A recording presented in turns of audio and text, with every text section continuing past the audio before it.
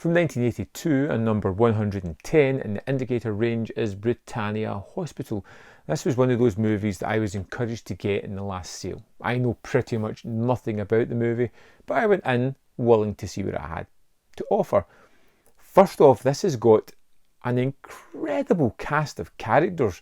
I was surprised constantly by the way people kept popping up.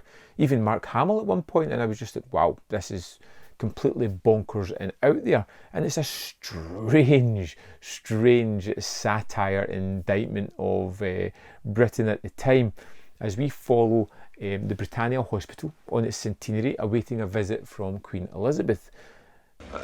Intensive here, Ken. Looks like a croaker. Okay, passing through. I don't bloody well come back. And all the things that are going wrong in the hospital. The workers aren't turning up, they are unionised, they don't want to work under the establishment, they don't think they should be catering to these people that have more money than sense, that are paying for special treatment within the hospital. And you get all the machinations of the people just trying to get the place ready for the Queen's visit, making sure that everything is as it should be, where it looks as if it probably won't.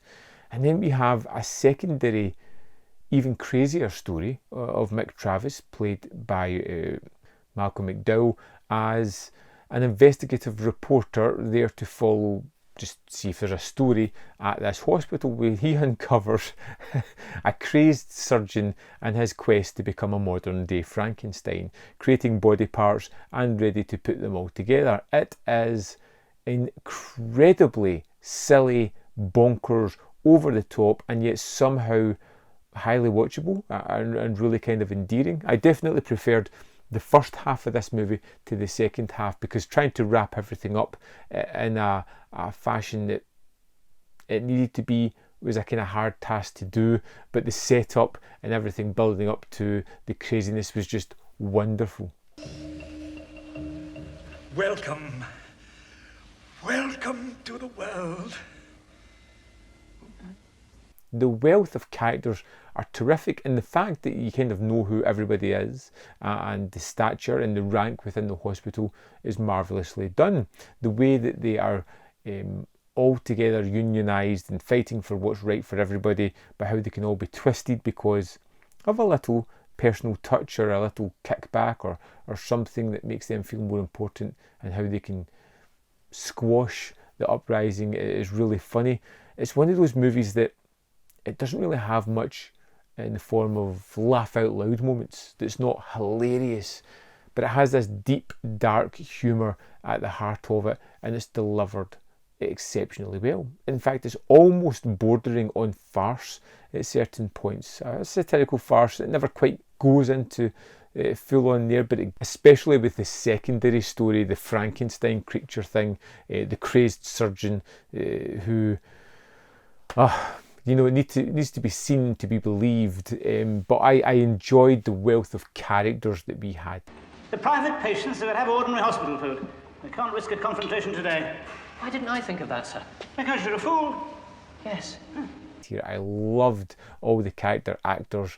I loved how it kept flitting between all the different things that were going on, and it felt like a hectic building waiting on the Queen to arrive on a day where, if anything can go wrong, it's going to go wrong here and just cause utter chaos. Hey, what are you up to? Come on.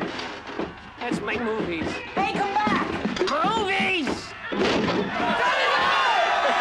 Lindsay Anderson's Britannia Hospital was superbly played, photographed. Cinematography was interesting. I liked a lot of that.